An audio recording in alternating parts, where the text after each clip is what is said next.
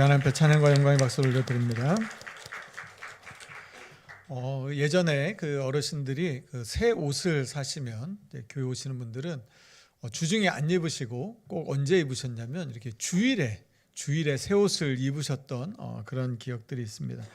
새 옷이 아니더라도 교회 오실 때는 항상 깨끗하게 아주 단정한 옷을 입고 오셨습니다. 그리고 헌금도 어떤 분들은 헌금을 드릴 때 이제 새 돈 있으면 새 돈을 드리고, 아니면 좀 구겨졌으면 다림질 막 이렇게 하셔가지고 빳빳한 돈으로 헌금하시는 그런 분들도 계셨습니다. 그런 분들을 보면 정말 하나님을 사랑하고 또 하나님 앞에 이렇게 정성을 다하는 모습에 존경심마저 이렇게 느끼게 되었습니다. 여러분, 그런데 만약에 그런 마음, 정말 하나님을 사랑하는 마음으로, 그런 마음으로 정성을 다해서 준비하는 게 아니라 그냥 언젠가부터 이게 습관으로 바뀌게 되고, 이렇게까지 해야 되나 이런 마음으로 하게 된다고 하면, 그리고 자신이 그렇게 하는데 그걸 가지고 다른 사람들한테도 왜 그렇게 하지 않느냐고 이렇게 말하게 된다면 여러분 어떻게 될까요? 자신이 할 때는 참 좋아 보였는데 그걸 가지고 다른 사람들한테 말하게 되면 이게 또 굉장히 또 어려움이 될 수도 있을 것입니다. 저자 레리 오스본이라고 하는 분은, 이분이 자신이 어렸을 때, 자신이 젊었을 때 교회 환경을 뭐라고 이야기를 하냐면, 자신은 오래된 율법주의에서 자라났다, 이렇게 이야기를 합니다. 자, 이 오래된 율법주의가, 그래서 자신이 율법주의에 대해서 잘 알고 있는데 무엇이냐면, 자기가 다녔던 이제 교회나 그 지도자들이겠죠. 이분들은 사람의 마음보다는 냉장고 속에 있는 내용물에 더 많은 관심을 가지고 있다, 이런 이야기를 합니다. 무슨 말이냐면, 냉장고에 열어서 냉장고에 이제 뭐가 있느냐가 중요하다는 것이죠. 냉장고에 뭐 맥주나 와인이 있으면 이 사람은 이제 지옥에 떨어질 거다, 이렇게 말을 했다는 것입니다. 그런데 정작 그 사람의 마음 안에 다른 사람을 비난하거나 막 거짓을 퍼뜨리거나 험담하거나 이런 것에 대해서는 오히려 더 관대하고, 그냥 좀 도덕적으로 좀 수준이, 인격적으로 좀 부족하니까 나중에 좀 나아지겠지, 이렇게 넘어가더라는 것이죠. 그러니까 결국 우리 눈에 보이는 것에 대해서는 굉장히 예민하게 중요하게 반응을 하고, 정작 중요한 보이지 않는 우리의 마음에 대해서는 굉장히 관대한 모습을 보였더라고 하는 것입니다. 그래서 이분이 다닐 때 그 교회 안에 아마 12가지 금기 사항이 있었다고 합니다. 그 중에서 이분이 아마 지금 이제 73세신데, 그러니까 아마 한 1970년대쯤 될 것 같아요. 이분이 젊었을 때 어떤 일이 있었냐면, 교회 다니는 사람은 극장에도 가면 안 된다, 그리고 춤을 춰서도 안 된다, 그리고 카드 같은 거 이런 거 놀이해서도 안 된다, 이런 금지 규칙이 있었다고 합니다. 뿐만 아니라 이 복장도 굉장히 엄격했는데, 교회 올 때는 짧은 치마는 안 된다, 그리고 남자들 같은 경우는 긴 머리나 턱수염 같은 이런 것도 안 된다. 이게 되는 사람은 오직 예수님밖에 없었다고 합니다. 자, 그런데 시대가 변해가면서 이런 이제 규정들이 많이 사라졌는데, 그런데 이분이 이렇게 이야기합니다. 그 오래된 율법주의가 사라진 자리에 무엇이 다시 오게 됐냐면, 새로운 율법주의가 다시 자리를 차지하게 됐다는 것입니다. 그래서 이분이 책에서 이제 몇 가지 새로운 율법주의에 대해서 몇 가지를 이렇게 이야기합니다. 첫 번째는 급진적인 그리스도인들이 나타났다는 것입니다. 이 사람들은 어떤 사람들이냐면, 누군가 이제 호화로운 집이나 세련된 이런 자동차를 타고 다니면 그 사람은 예수님을 따를 자격이 없다고 이렇게 판단하는 것입니다. 왜냐하면 예수님은 머리 둘 것도 없이 가난하고 청렴하게 사셨는데, 그렇게 좋고 비싼 거를 가진다는 건 이 사람은 삶의 우선순위가 이미 잘못됐다, 이렇게 판단해 버린다는 것이죠. 또 한 사람들은 누구냐면 예수에 미친 그리스도인이라고 합니다. 예수님과 미치도록 사랑에 빠져 있는 사람입니다. 그래서 이 사람들은 어떤 이야기를 하냐면, 내가 진짜 예수님을 믿는 제자라고 하면 예수님을 위해서 참 이 값비싼 희생을 하는 게 마땅하다고 생각하는 것이죠.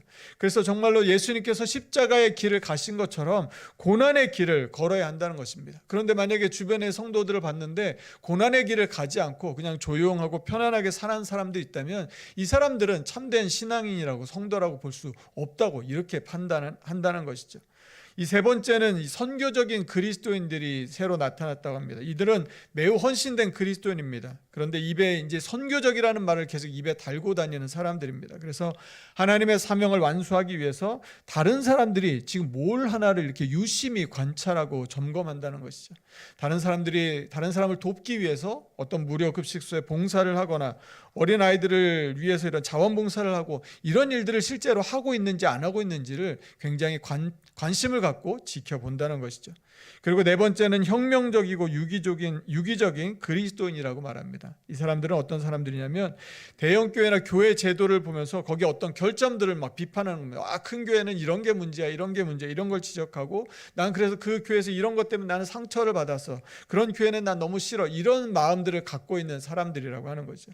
그래서 교회나 어떤 교회 지도자들을 이제 공식적으로 비판하고 자신이 11조나 헌금을 그 교회에 드리지 않고 자신이 생각할 때 여기가 바르다, 건강하다 하는 데다 그쪽에다가 이제 드리기까지 한다고 하는 것이죠.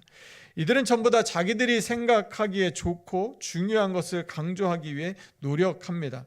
이들은 자신들이 하나님 나라에 있어서 중요한 자리를 차지하고 있다고 생각하는 것이죠. 그런데 이 저자는 이렇게 말합니다. 이들은 지금 위험한 절벽 끝에서 비틀거리고 있다. 그런데 본인들은 나는 굉장히 중요한 자리에 있다고 생각하는데 저자는 그들을 어떻게 봤냐면 이들은 굉장히 위험한 절벽 끝에서 비틀거리고 있다고 하는 것이죠. 이들은 오히려 하나님 나라를 세우는 게 아니라 이들로 인해서 하나님의 나라를 허물고 있다고 말합니다. 왜냐하면 이러한 사람들 때문에 다른 사람들이 교회를 올 수 없고 교회가 어려움을 겪게 되기 때문이라는 것이죠. 처음에 취지는 바르고 건강했을지 모르는데 시간이 지나면서 자기 방식을 기준으로 삼고 그것을 고집하면서 이게 처음에 취지와는 달리 변질되어 가더라는 것이죠. 오래된 율법주의도 그렇고 새로운 율법주의도 그렇고 우리가 모두 진리와 복음을 향하고 있다고 말하지만 정작 자신들이 복음을 가로막고 있다고 하는 것에 대해서는 생각하지 못하는 그런 특징을 가지고 있다고 합니다. 그래서 이분은 자신의 책 제목을 이렇게 적었습니다. 우연한 바리새인, 그리고 우리말로는 당신의 열심이 위험한 이유, 이렇게 번역되어서 출간이 되었습니다. 우리가 출애굽기 말씀을 보면 이 하나님은 모세에게 성막을 짓도록 말씀하십니다. 성막 안에는 성소와 지성소가 있었습니다. 제사장들은 이 첫 장막이라고 하는 이 성소에서 제사를 드렸습니다. 오늘 본문 말씀 6절인데요. 6절 말씀을 같이 한번 읽어보도록 하겠습니다. 6절 말씀 같이 읽습니다. 시작. 이 모든 것을 이같이 예비하였으니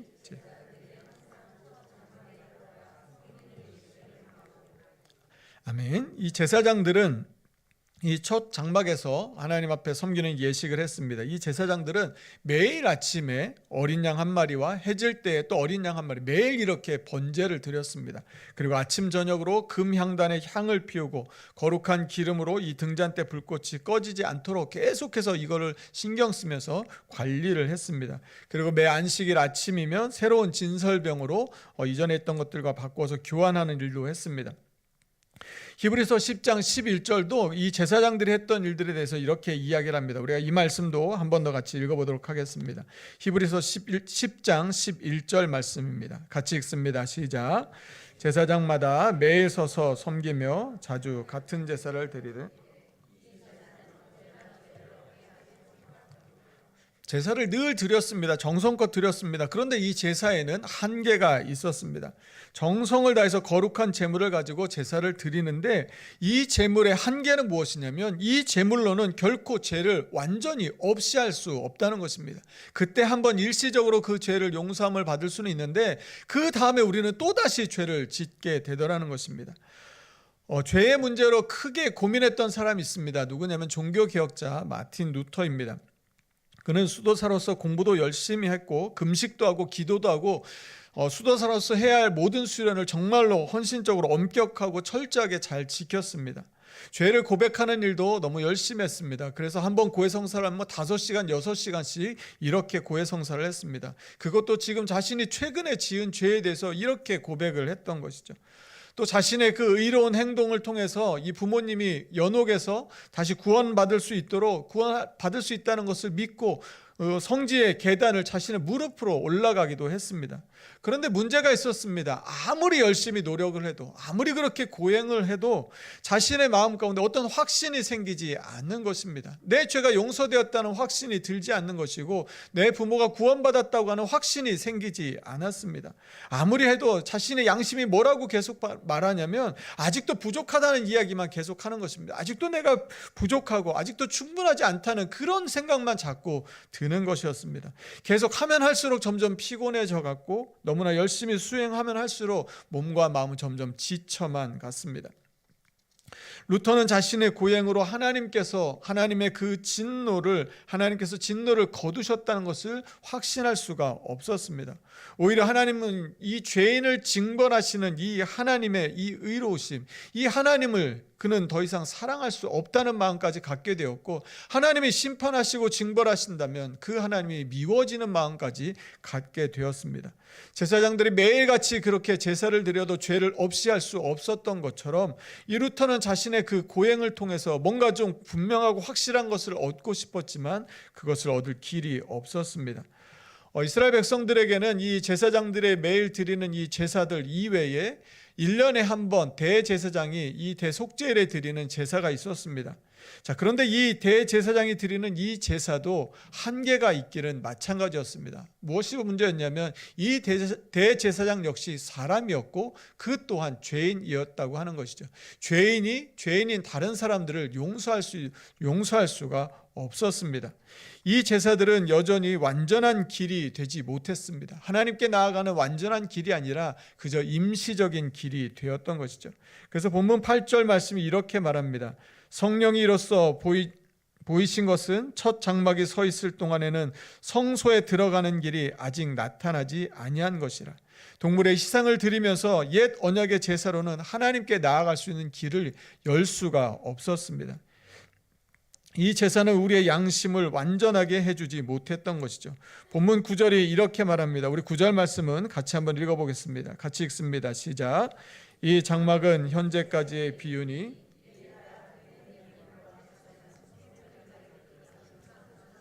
할 수 없는 일. 아무리 수고하고 아무리 노력해도 우리의 죄의 문제를 완전히 해결해 주지는 못했습니다. 이것이 이 제사의 결론이었던 것이죠. 어떻게 하면 하나님 앞에서 이 구원의 확신을 얻을 수 있을지 여기에 대해서 깊은 고민하고 있었고, 깊은 죄책감 가운데 시달렸던 이 루터는 이 문제가 나의 행동이 아니라 내 내면의 내 마음과 내 죄와 욕망의 문제라고 하는 것을 깨닫고 하나님 앞에 내가 죄인이라고 하는 것을 고백하게 됩니다. 그러면서도 여전히 죄인들을 벌하시는 이 의로우신 하나님을 사랑할 수는 없었습니다. 계속해서 이해할 수가 없었던 것이죠. 이 루터는 이 비텐베르크에 있는 대학에서 성경 과목을 가르치는 이런 교수가 됩니다. 거기서 무엇을 가르쳤냐면 시편과 로마서 말씀을 강의하게 되었습니다. 그런데 이 두 책을 가리킬 때 이 루터는 굉장히 몰입했습니다. 왜냐하면 이 책을 가리키면서 자신의 죄의 문제와 심판에 대한 이 두려움을 꼭 해결하고 싶었습니다. 그래서 이 수도원 꼭대기에 있는 탑방에 올라가서 성경을 계속해서 읽으면서 성경을 연구했습니다. 자, 그런데 아무리 연구를 해도 로마서 1장 17절에 나오는 이 하나님의 의가 도대체 무슨 말인지 이해가 되지 않았습니다. 자신이 지금까지 알고 있는 하나님의 의는 죄인들을 심판하시고 진노하시는 그런 하나님의 의로 이해되었기 때문인 것이죠. 그래도 계속해서 루터는 로마서 말씀을 읽고 계속해서 묵상했습니다. 그러던 어느 날 이 말씀이 깨달아지기 시작했습니다. 우리가 로마서 1장 17절 말씀을 같이 한번 읽어보도록 하겠습니다. 같이 읽겠습니다. 시작. 복음에는 하나님의 의가 나타나서 오직은 믿음으로 말미암아 살리라 함과 같으니라. 그가 그동안에 알고 있었던 하나님의 의는 무엇이냐면 죄인을 심판하고 진노하시는, 벌을 내리시는 하나님의 의였습니다. 그런데 이 말씀을 읽으면서 깨닫게 된 것이 무엇이냐면 하나님의 의는 심판하시기 위한 것이 아니라 믿음을 통해 우리가 노력하지 않고 받게 되는 하나님이 주시는, 값없이 주시는 선물이라고 하는 것을 깨닫게 되었습니다. 이 깨달음을 얻게 되니까 루터가 이렇게 말합니다. 나는 완전히 거듭났습니다. 이제는 열린 문을 통해 낙원에 나는 들어가게 되었습니다. 새로운 깨달음을 얻고 새로운 삶이 열리게 되었던 것이죠. 이때 이 깨달음을 루터가 이 수도 꼭대기 이 탑방에서 체험한 것이라고 해서 탑체험 또는 탑경험이라고 이렇게 말합니다. 믿는 성도들의 삶은 이제 자신의 인간적인 노력으로 의를 얻는 것이 아니라 하나님이 주시는 선물을 받음으로써 그 의를 누리게 된 것입니다. 사랑하는 성도 여러분, 오늘 우리에게도 이 루터가 경험했던 것과 같은 그런 탑 체험이 있습니까? 삶의 문제를 만났을 때 이 문제를 가지고 하나님의 말씀 앞에서 씨름하고 이 문제의 답을 찾기 위해서 몸부림쳤던 그런 탑 체험의 경험이 있으십니까? 만약에 우리 안에 그런 말씀으로 싸워가는 그런 삶이 없다면 우리는 삶의 문제를 만날 때 어떻게 풀어가고 있습니까? 이 하나님에 의해 진정한 의미를 깨달은 루터는 이 그리스도인의 자유라고 하는 이 책자를 만듭니다. 그러면서 거기에서 복음이 무엇과 같은가, 복음을 이렇게 설명합니다. 복음을 왕과 이 성매매하는 여성의 결혼이라고 하는 이런 비유를 통해서 설명합니다. 그녀는 어떠한 행동으로도 왕의 신부가 될 권리가 없었습니다. 그런데 왕이 혼인서약을 마치게 되는 순간 이 여인은 왕비의 지위를 얻게 되었습니다. 여인은 자신의 행동을 고쳐서 왕비가 된 것이 아니었습니다. 왕이 그녀를 데려다가 왕비를 삼으면서 그녀의 지위를 높여주었던 것이고 그녀의 지위를 바꾸어 준 것입니다. 이 결혼 비유를 통해 루터는 우리가 믿는 우리 신자들은 누구냐? 죄인으로 여전히 가련한 옛 존재이면서도 동시에 지위로는 왕비가 된 것처럼 의인이 된 사람이라고 이야기를 합니다. 그러니까 그리스도인은 누구냐면 동시에 의로우면서 동시에 죄인인 사람들인 것이죠. 바로 이것을 칭의라고 말합니다. 칭의는 우리의 죄를 대신 지시고 십자가에 달려 죽으신 어린 양 예수님의 그 피의 속죄로 말미암아 의롭다 하심을 얻게 된 영원한 하나님의 선물인 것이죠. 옛 언약의 제사는 유효 기간이 있습니다. 그것은 한계가 있습니다. 본문 10절이 이렇게 말합니다. 우리 10절 말씀도 한 번 더 같이 읽어보도록 하겠습니다. 같이 읽습니다. 시작. 이런 것은 먹고 마시는 것과 여러 가지 씻는 것과 함께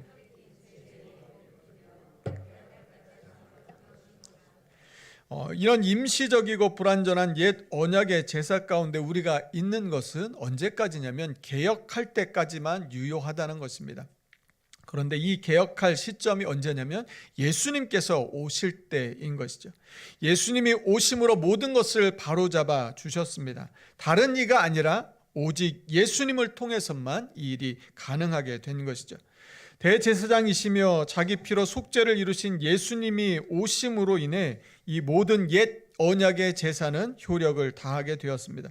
히브리서 9장 11절과 12절 말씀인데요. 11절 말씀을 제가 먼저 읽겠습니다. 그리스도께서는 장래 좋은 일의 대제사장으로 오사 손으로 짓지 아니한 것 곧 이 창조에 속하지 아니한 더 크고 온전한 장막으로 말미암아 우리 12절은 같이 읽습니다. 시작. 염소와 송아지의 피로 하지 아니하고 단번에 성소에 들어가셨습니다.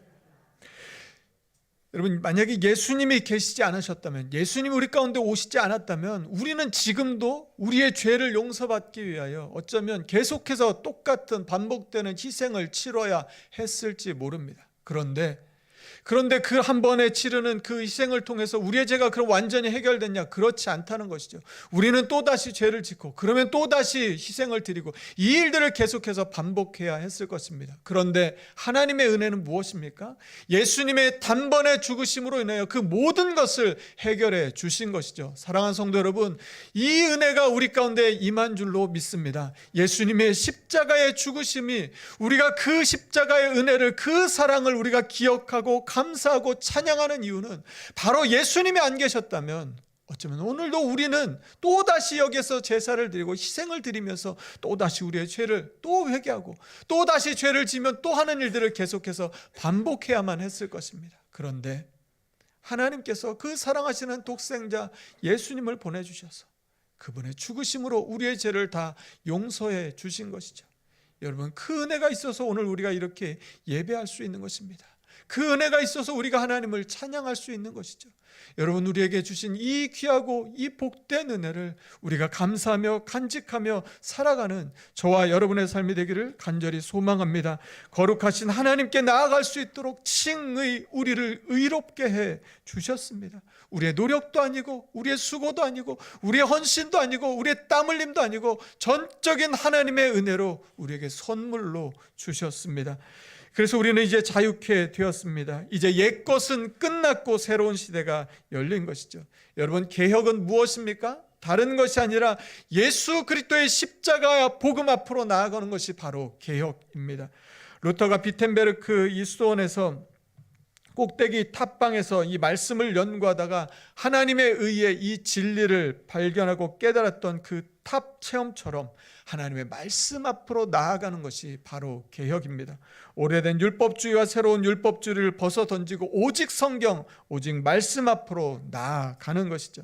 종교개혁은 무엇입니까? 다른 것이 아니라 진리를 발견하고 진짜 복음을 향해 나아가는 역사의 기록입니다. 그것은 오랜 세월 동안 율법과 전통 아래 눌려있고 덮여있던 우리를 정말로 살리고 자유롭게 하는 진리의 말씀을 발견해내는 일인 것이죠. 여러분, 그래서 오늘도 그 개혁은 계속되어야 하는 것입니다.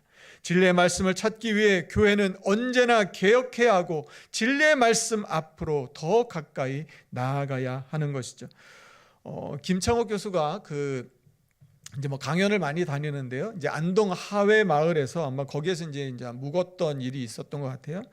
자, 이분이 거기 묵었던 그곳이 이제 어떤 곳이었냐면 그냥 화려하지 않고 아주 소박한 곳이었다고 말합니다. 아궁이에 이제 불을 때는 그런 방이었고요. 그러니까 요가 깔려 있고 이불이 이제 덮여 있는 그런 방이었다고 합니다. 자, 일정을 마치고 나서 이제 숙소에 돌아갔습니다. 평소같이 이제 숙소에 들어가서 잠을 잤는데 아침에 일어나 보니까 지난 밤에 너무 편안하게 잠을 잔 겁니다. 정말로 그냥 그동안에 느낄 수 없을 만큼 너무나 개운하게 아침을 시작할 수 있었던 것이죠. 평소에 이제 어깨도 많이 아팠는데 어깨도 아프지 않고 기분도 너무 날아갈 것 같이 너무 이제 가벼워진 것입니다. 그래서 너무 고마워서 이 숙소를 떠날 때 이제 사장님께 이제 인사를 이렇게 드렸답니다. 정말 오랜만에 아주 뜨끈뜨끈한 이 바닥에서 자서 그런지 잠을 너무나 잘 잤습니다. 매일 아궁이에 이 불 떼시느라 참 수고가 많으십니다. 이제 이렇게 이야기를 했더니 이 사장님이 이렇게 빙긋이 웃으면서 이렇게 말을 하더랍니다. 아마 이불덕도 많이 보셨을 겁니다. 이불덕도 많이 봤다는 것입니다. 그러면서 이렇게 말하는 것이죠. 여기 밭에서 자란 목화로 직접 지은 이불이거든요. 그러니까 이 이불을 덮고 잤는데 그 이불이 이분이 농사에서 만든 이 목화 솜으로 만든 그런 이불이었다는 것입니다. 그래서 주변을 둘러봤더니 정말로 목화밭이 펼쳐져 있었답니다. 그런데 이 목화 솜은 이 기계로 딸 수가 없다고 합니다. 사람이 손으로 일일이 하나하나 따서 손으로 따야 하고, 그리고 그 목화를 키우기 위해서 주변에는 풀도 늘 베어줘야 하고, 농약도 쓰지 않고 유기농으로 농사를 짓고 일일이 손으로 목화솜을 따서 손바느질을 해가지고 이불을 그렇게 만들었다고 합니다. 하룻밤 만에 피로가 사라진 이유가 있었습니다. 다른 게 아니라 이 푹신푹신하게 감싸준 이불 덕분이었던 것이죠. 그래서 자신 이제 집으로 돌아왔습니다. 그래서 나는 자신의 이제 그 침구리와 이런 것들을 봤더니 그분이 이제 어떻게 그것들을 구입할 때 어떤 마음이었냐면 이런 마음으로 구입했답니다. 어차피 집에서 내가 쓰는 건데 뭐 좋은 거 쓸 필요 있나 이런 생각을 가지고 어떻게 구입을 했냐면 가성비가 좋은 것을 샀다고 합니다. 그러니까 저렴한 것들을 가지고 이제 샀던 것이죠.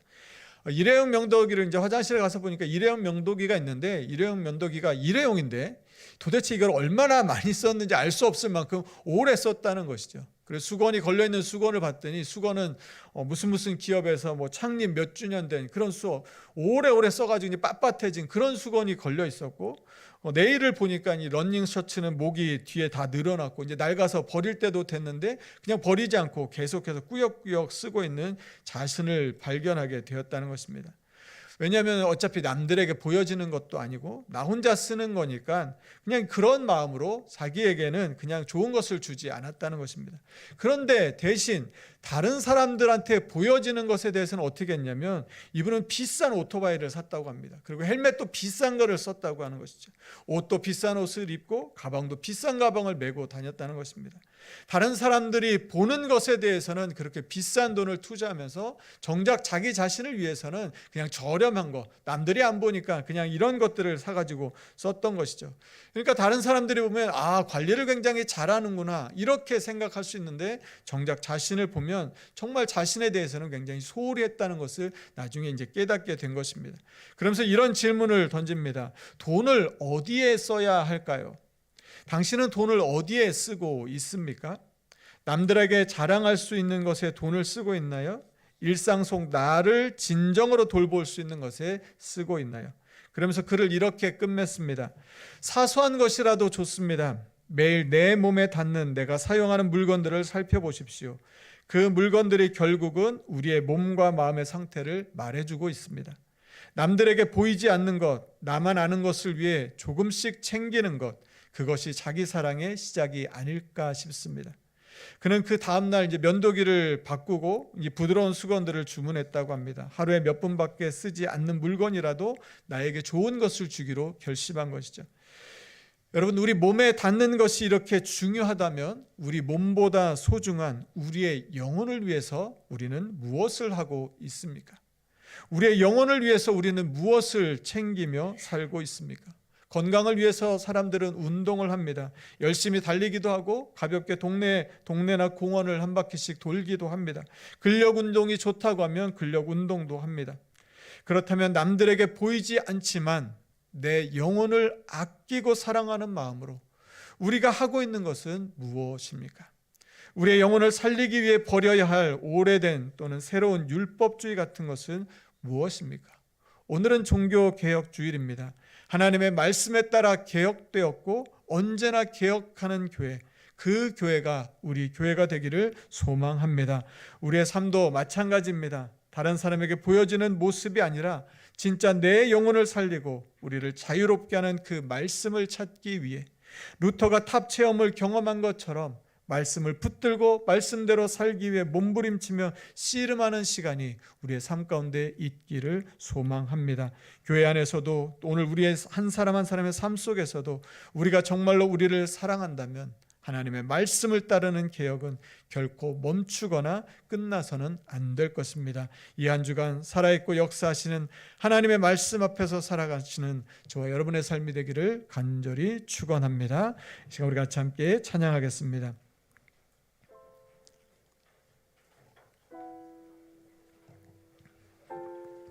말씀 앞에서 경외함으로 주께 홀로 섭니다.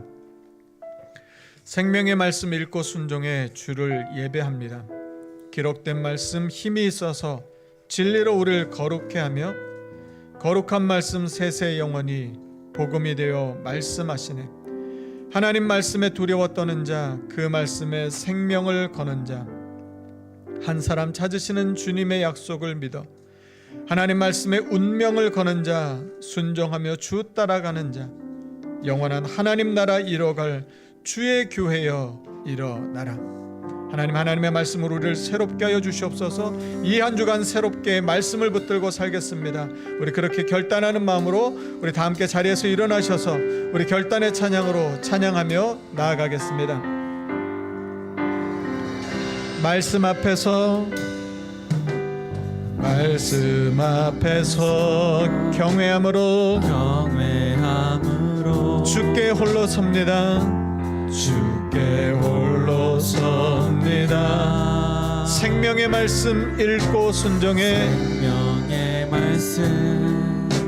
읽고 순종해 주를 예배합니다. 주를 예배합니다. 기록된 말씀 힘이 있어서 기록된 말씀 힘이 있어서 진리로 우리를 거룩해 하며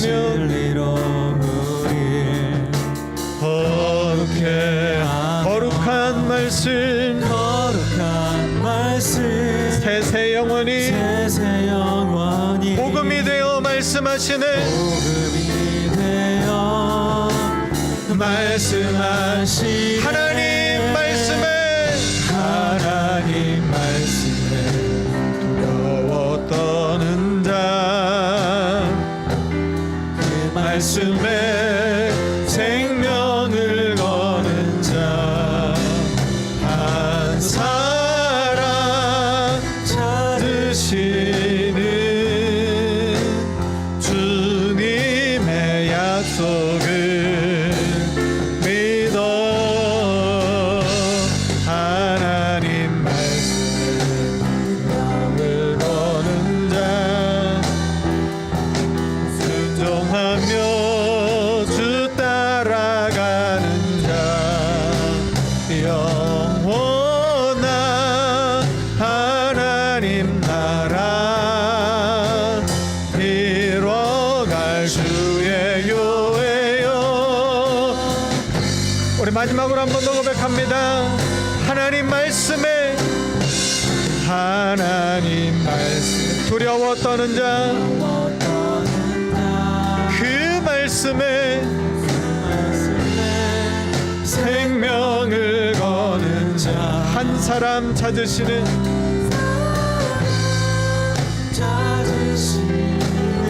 주님의 약속을 믿습니다. 믿어. 하나님 말씀 명을 거는 자, 순종하며 주 따라가는 자, 영원한 하나님 나라 이뤄갈 주의 교회여. 일어나라. 이 시간 우리 같이 함께 기도하겠습니다. 여러분, 우리가 붙들고 있는 것은 무엇입니까? 우리가 계속 의지하고 있는 것은 무엇입니까? 여러분, 우리의 삶에 문제가 생겼을 때 우리는 그 문제를 어떻게 풀어가고 있습니까? 여러분, 삶의 문제를 풀기 위하여 루터의 이 탑체험처럼 하나님의 말씀을 붙들고 여러분 씨름하시고 말씀을 통해 답을 얻기 위하여 몸부림쳐 보셨습니까?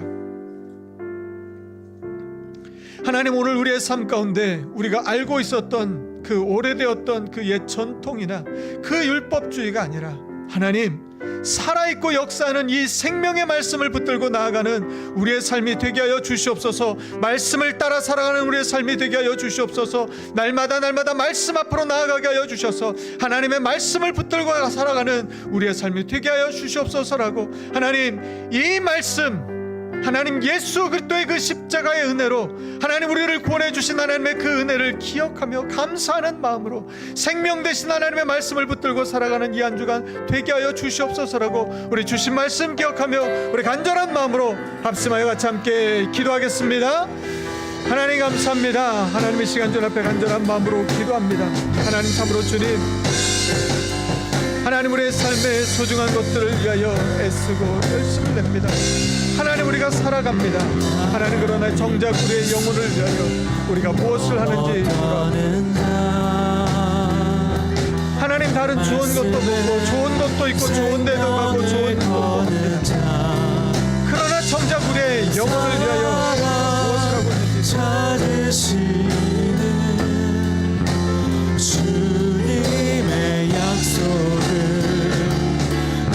하나님의 말씀 앞으로 나아가는 우리의 삶이 되게 하여 주옵소서. 하나님의 말씀을 붙들고 살아가는 우리의 삶이 되게 하여 주시옵소서. 내 영혼을 위하여 가장 좋은 것, 하나님의 말씀을 먹고 하나님의 말씀으로 채우고 삶의 문제들을 만났을 때 하나님의 말씀 앞에 몸부림치는 우리의 삶이 되게 하여 주시옵소서. 하나님, 주님께로 나아갈 수 있는 이 길을 우리 가운데 주셨는데 하나님, 하나님께 나아갈 수 있는 이 은혜를 얻었는데 하나님, 여전히 옛 판스에 묶여있지 않은지 돌아봅니다. 날마다 새로운 은혜를 주시는 주님 앞에 나아가는 삶이 되게 하여 주시옵소서. 말씀을 통해 하나님을 만나게 하여 주시옵소서. 말씀을 통해 하나님의 뜻을 깨닫게 하여 주시옵소서. 말씀을 통해 하나님 날마다 하나님 주시는 그 은혜로 살아가는 우리의 삶이 되게 하여 참으로 하나님의 말씀으로 우리의 삶이 새로워지기를 원합니다. 하나님의 말씀을 하나님을 성령 하나님은 내 역사 좀 주시옵소서. 주님 하나님 도와주시옵소서. 하나님이 한 주간도 주님과 동행하며 성령 안에서 말씀하는 하나님 은혜 안에서 살아가는 우리 모두 복된 삶이 되게 하여 주시옵소서. 참으로 주님께 하나님 우리의 삶이 되게 하여 주시옵소서. 하나님 나라 이뤄갈 주의 교회여 일어나라. 하나님의 말씀에 따라 개혁되었고 언제나 개혁되는 하나님 우리의 삶이 되게 하여 주시옵소서. 하나님, 몸을 위하여 좋은 것을 먹습니다. 좋은 것을 입습니다. 좋은 것을 보고 좋은 곳에 다닙니다. 건강을 위하여 운동을 하고 근육 운동을 하고 건강에 좋다는 것은 우리가 어떻게든지 삶을 채워보려고 합니다. 그런데 하나님, 정작 우리의 영혼을 위하여 영혼의 좋은 것을 우리는 무엇을 하고 있는지 우리의 삶을 돌아봅니다.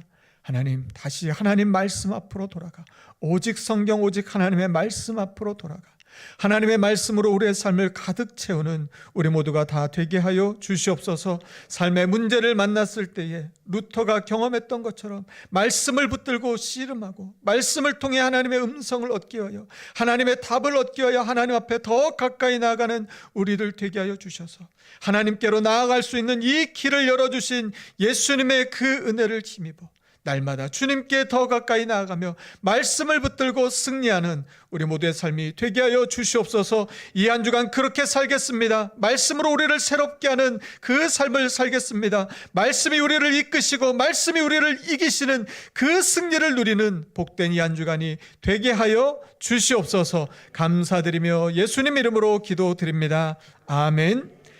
이제는 우리 주 예수 그리스도의 은혜와 하나님의 사랑과 성령의 교통하심이 오직 말씀, 오직 성경으로 우리의 삶을 새롭게 하고 우리의 삶을 개혁하여 하나님을 기뻐하시는 하나님이 기뻐하시는 그 삶을 살기를 소망하며 이 한 주간도 말씀 앞으로 나아가기를 다짐하는 오늘 예배한 우리 모든 성도들 위해 그들의 가정과 일터 위에 이제로부터 영원까지 함께 하시기를 간절히 축원하옵나이다.